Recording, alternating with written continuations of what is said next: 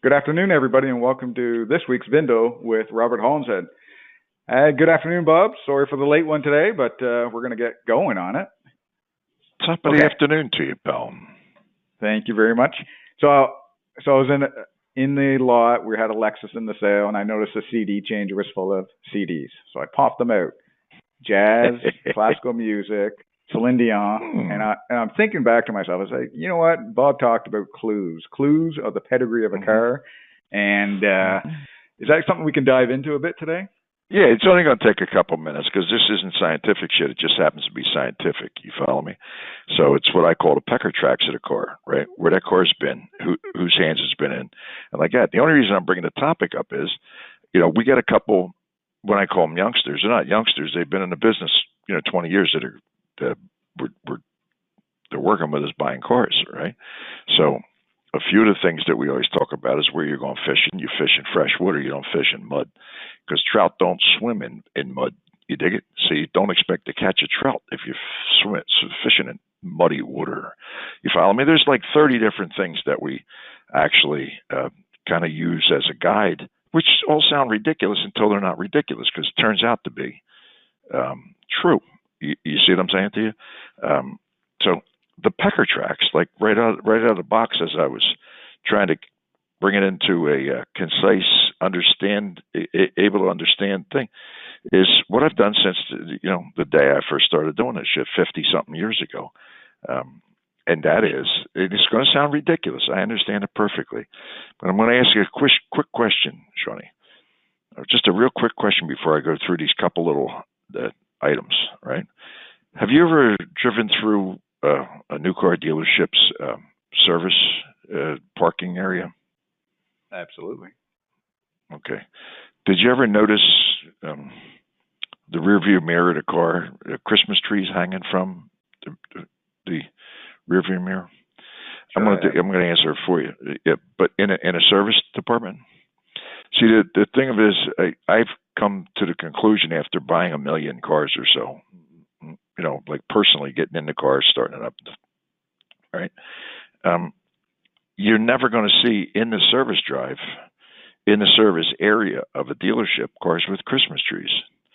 Now, you can go other places, then, depending on where you're at, you're going to the club, whatever. Every car has Christmas trees. Now, the difference is, with Christmas trees, cars don't get serviced. You understand? They don't go in for service. And what that means is the probability when you see the Christmas trees, you go out to appraise a car, you need to pay attention. If you're using our tool and an OBD, the probability of getting surprise attack clubbed on the back of your head with a shop bill that makes you want to vomit, you follow me, is very low, very, very low, if you're paying attention. You see what I'm saying to you? So just it's to Christmas interrupt, trees. Bob, Yep. I just opened up the door of a Power Wagon here at the auction, and there was about 13 Christmas trees on the emergency brake pedal there, and I was like, "What is going on?" So, yeah. So, Shawnee, in that instance, if I'm a car buyer at your auction, you follow me? If I came up to the hinterlands and I was going to walk cars and see what we're going to, pick out to say I'm going to take this bitch home with me. That unit, I promise you, would be checked out mechanically. You follow me? You'd want to take a little more of a stethoscope look at that bitch. You see what I'm saying to you? It's Christmas trees.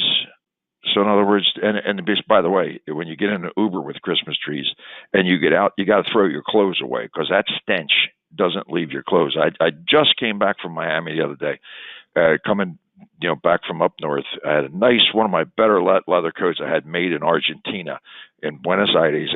Perfect. I love the coat, by the way. Even though I'm a fat pig, I still look good in that coat. I had to throw it away because when you get out of the car, the stench of the Christmas tree, it won't go away. You understand what I'm saying to you? You can't get it out. It's there permanently once that's in there. So once again, if you're buying that unit with the Christmas tree stench, you're going to have to sell somebody who can overlook the stench of the Christmas tree. You see what I'm saying to you? So that's one. The second one is the ashtray. The ashtray tells you everything about a car. So when I was a kid, going out and buying 89 or 200 cars a week, and you're going and grabbing the keys off the board, and these are, in other words, first you're looking at the key, or the key is plural. You follow me? Getting traded in with 3 sets of keys. You follow me? And the keys ain't all worn out, right? you're already way ahead of the game. Probability of when you open the ashtray up and it's got nothing but Wrigley's paper in there, it ain't got no snot, it don't have no things all over the place. The probability of that car being a mechanical wreck is zero. Keys and ashtrays, fault of Christmas trees as well. You see what I'm saying to you?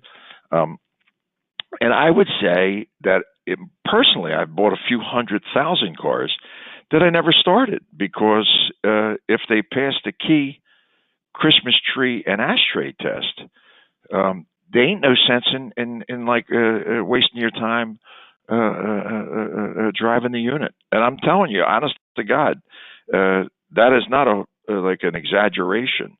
Now, if the keys are worn, if it's only got one broken key, if it's got Christmas trees under any circumstances, and if the ashtray's like all slimed up, when I'm calling the ashtray, I'm talking about the dashboard, ashtray, center console type thing. It's time, and the fact that you got the world's greatest cleanup people really don't mean nothing because all you're going to do is revive it. It ain't going to change its pedigree. Who has owned that car? You see what I'm saying to you? So I know it sounds totally ridiculous. People are already hung up. They ain't listening to those silly things like this. But if you are a youngster in the business and you just park that in your head sometime when you're out walking a car, and then get the bill from the service manager after you traded that unit. You follow me?